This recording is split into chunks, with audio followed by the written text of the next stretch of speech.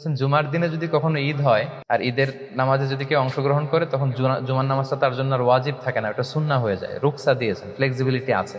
তো বিষ্ণু ইসলাম বললেন লা ইয়াজতামিউ ঈদান ফি ইয়ামিন ওয়াহিদ, একদিনে দুই ঈদ হয় না, মানে একদিনে দুইটা গ্যাদারিং আমাদের জন্য কষ্ট হয়ে যাবে। লেটস সে আগামীকাল সকাল 7টায়, এই 7টার সময় সকালে 8-10 হাজার মানুষ এখানে অ্যাসেম্বলি করবে, এটা কি অন্য কোনো দিন সম্ভব ছিল? ঈদের কারণে সব স্কেজিউল আকপিস করে সবাই এখানে জড়ো হবে। আবার ঠিক দুপুর 12টায় এই 10-15 হাজার লোক আবার একত্রিত হওয়াটা কিন্তু আসলেই অনেকের শিডিউলের সাথে কষ্টকর।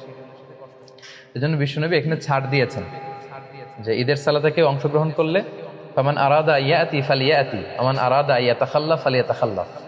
সাহাবারাও যখন ঈদের জুমার দিনে ঈদ পেতেন তারা ঈদের নামাজের পরে এই ঘোষণাটা দিতেন।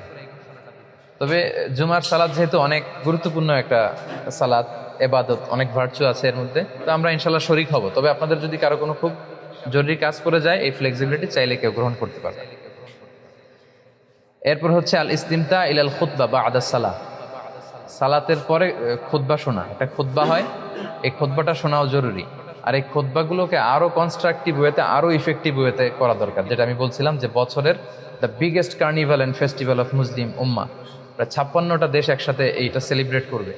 সো আমাদের মুসলমানদের ক্রাইসিস, আমাদের সম্ভাবনা, আমাদের সমস্যা, এই সবগুলো কিন্তু জুমার খুতবায় একজন খাতিব ইনস্ট্রাক্ট করবে তার সারমনে। সো এটাকে এই স্পিরিট থেকে নিয়ে যদি আমরা খুতবাগুলো কাজে লাগাই তাহলে কিন্তু সচেতনতাও বাড়বে, কারণ এত মানুষের গ্যাদারিং আসলে এত সহজে পাওয়া যায় না। এই জন্য আমরা জুমার খুতবা শোনার চেষ্টা করবো ইনশাল্লাহ। এটা শোনা হচ্ছে সুন্নাহ। আচ্ছা, খুতবার পরে কি হয়? কোলাকুলির পর্ব। আচ্ছা, খুতবার পরে হচ্ছে শুভেচ্ছা বিনিময়। সাহাবারা শুভেচ্ছা বিনিময় করার ক্ষেত্রে ওনারা পড়তেন তাকাব্বালাল্লাহু মিন্না ওয়া মিনকুম আজমাইন, আল্লাহ আমার থেকে, তোমার থেকে, আমাদের সবার থেকে কবুল করে নিক। কি কবুল করে নিক? এই যে 29টা বা 30টা রোজা যে রাখলাম, ইবাদত করলাম, কিয়ামুল লাইল করলাম, কোরআন খতম করলাম, এসব ইবাদতগুলো আল্লাহ কবুল করে নিক। সহিহ সুন্নায় এই দোয়াটা পাওয়া যায়, এটা আমরা বলতে পারি। এটা ছাড়াও আমাদের দেশে আমরা যেটা বলি ঈদ মুবারক, এটাও অনেক সুন্দর। আরব বিশ্বে বলে ঈদ সাঈদ। হ্যাঁ, তোমার দিনটা, ঈদটা শুভ হোক, আনন্দময় হোক, এদের মতো অনাবিল সুখ শান্তিতে সারা বছরটা তোমার কাটুক, এগুলো যে আমরা বলি কুল্লা আম ওয়া আনতুম বিখাইর, এটাও বলা যাবে। এক্ষেত্রে ইদানিং অনলাইনে দেখি অনেকেই বলে যে তাকাব্বালাল্লাহু মিন্না ওয়া মিনকুম ছাড়া কিছু বলা যাবে না। না, এত রিজিড হওয়াটা আসলে ঠিক না। খেয়াল রাখবেন, একটা হচ্ছে রিলিজিয়ন আর একটা হচ্ছে কালচার। ধর্ম আর কালচার দুইটাকে গুলিয়ে ফেলা যাবে না। আল ইসলামু লা ইয়ামনাউ আনিল আখদি আন আইয়ি শাইইন জাদিদ মা লাম ইখালিফ রূহাদ-দ্বীন। কোনো দেশের তাদের ব্যক্তিগত কালচারে যদি কোনো ভালো জিনিস থাকে, ইসলাম সেটাকে উঠিয়ে দেয় না, ওটাকে এপ্রিসিয়েট করে। সো আমাদের বাঙালি মুসলমানদের কিছু আলাদা কালচার থাকতে পারে, যেটা হয়তো চায়নার উইগুর মুসলিমদের সাথে মিলবে না। চায়নার মুসলিমদের সাথে হয়তো মালয় মুসলিমদের অনেক ব্যক্তিগত কালচার থাকতে পারে, দেশীয়, এটা হয়তো মিলবে না। ইউরোপের মুসলমানদের হয়তো তাদের লোকালিটিতে কিছু কালচার থাকতে পারে, এটা হয়তো আমাদের সাথে যাবে। এই সবগুলো কালচার যদি ইসলামের সাথে কন্ট্রাডিক্ট না করে, আমরা এগুলো নিতে পারি। আমাদের বাংলাদেশে ঈদ মুবারক বললে আমরা যে ভালোবাসাটা আসে, অন্য কোনো শব্দ দিয়ে আমরা এটা বলতে পারবো না। মানে ঈদ আসবে, ঈদ মুবারক বলবো না, এটা অসম্ভব। সো ঈদ মুবারক, ঈদ সাঈদ, এই জাতীয় যে কোনো সুন্দর সুন্দর শুভেচ্ছা বানিয়ে আপনি শেয়ার করতে পারেন, এতে কোনো সমস্যা নেই ইনশাআল্লাহ।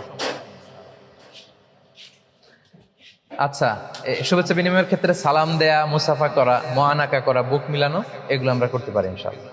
কালকে দেখা যাবে যে একেবারে হিরিক পড়ে যাবে কোলাকুলি। তো এখানে একটা গ্যাদারিং হচ্ছে, ওইখানে যতগুলো গ্যাদারিং পান ওখানে অংশগ্রহণ করে কোলাকুলি করা, শুভেচ্ছা বিনিময় করা। আর ফটো সেশনের কথা তো বলে লাভই নাই, ব্যাপক চলবে আর কি, সেলফি সেশন ইনশাআল্লাহ। আচ্ছা, এরপর অনেক স্কলাররা বলেছেন যে ঈদের দিনে কবর জিয়ারত করা মাকরুহ। তবে কারো যদি রীতিমতো অভ্যাস থাকে যে তিনি প্রতিদিনই করেন বা প্রায়ই করেন, সেক্ষেত্রে তারা বলেছেন সমস্যা নেই। তারা বলেছেন আনন্দের দিনে এরকম কষ্ট রিসিভ না করে, তারা বলেছেন তাখসিসু জিয়ারাতিল কবুর বিল আয়াদ। কেউ যদি ঈদের দিনের সাথে কবর জিয়ারতকে খাস করে তাহলে এটা মাকরুহ হবে। কিন্তু লাউ ইয়াজুরুকা আদাতিন ফালা বা'সা ফি, ইন জেনারেলি কেউ কবর জিয়ারত করলে এটাতে তেমন কোনো সমস্যা নেই। তো এই শাওয়ালেও কিন্তু কিছু সিয়াম আছে সম্মানিত ভাইরা, এটাকে বলে শাওয়ালের 6 রোজা। এবং আমাদের এই যে ইসলামাইজেশন কমিটির ভাইরা প্রতি বছরই তারা অ্যারেঞ্জ করে, যারা আপনারা চান রাখতে পারেন। আবু আইয়ুব আল আনসারী রাদিয়াল্লাহু আনহুর বর্ণনা একটা হাদিস এসেছে, আল্লাহ রাসূল বলেন মান সামা রমাদানা সুম্মা আতবাআহু সিত্তাম মিন শাওয়ালিন কানা কাসিয়ামিদ দাহর। যে রমজানের রোজা রাখলো তারপরে আরো 6টি রোজা রাখলো শাওয়াল মাসে, তাহলে সে যেন পুরো বছর ব্যাপী রোজা রাখলো। তো এই সওয়াবটা যাতে আমরা মিস না করি, আমাদের যদি সুযোগ হয়, ঈদের দিনে তো রোজা রাখা হারাম, ঈদের পর দিন থেকে শাওয়ালের 30 তারিখ পর্যন্ত যে কোনো সময়ে একসাথে লাগাতার কিংবা গ্যাপ দিয়ে দিয়ে আপনি চাইলে এই রোজাগুলো রাখতে পারেন। আচ্ছা মোর্তজা ভাই, কয়টা বাজে এখন? 10-এ শেষ করবো। এখন কয়টা বাজে? 7টা। আচ্ছা 7টা 2 বাজে, তার মানে 8 মিনিট। ঠিক আছে, 8 মিনিটের মধ্যে শেষ করে দিব। যারা অনলাইনে দেখছেন, অনেক শত শত প্রশ্ন আসছে, আসলে প্রশ্নগুলোর উত্তর দেওয়া যাচ্ছে না, কারণ আমি একটা হল রুমে আছি। এখানে আমাদের কিছু শ্রোতা ভাইরা আছে, তাদের উদ্দেশ্যে মূলত প্রিপারেশন ফর ঈদ ডে এই আলোচনাটা দেয়া, পাশাপাশি মার্চ করে আমরা একটা লাইভও করে নিচ্ছি যাতে অন্যান্যরা দেখতে পারে। সো আজকের মতো আমাকে ক্ষমা করবেন, আজকে আমরা কোনো প্রশ্নের উত্তর দিচ্ছি না আর কি এখানে অনলাইনে। তো যারা পরে এসেছেন তাদের জন্য আমি, যেহেতু 8 মিনিট বাকি, খুব দ্রুত আমি চুম্বক অংশগুলো বলে ফেলি আলোচনার। আমরা বলেছিলাম রোজা রাখা বা ঈদ পালন করা এটা চাঁদ দেখার সাথে সম্পৃক্ত।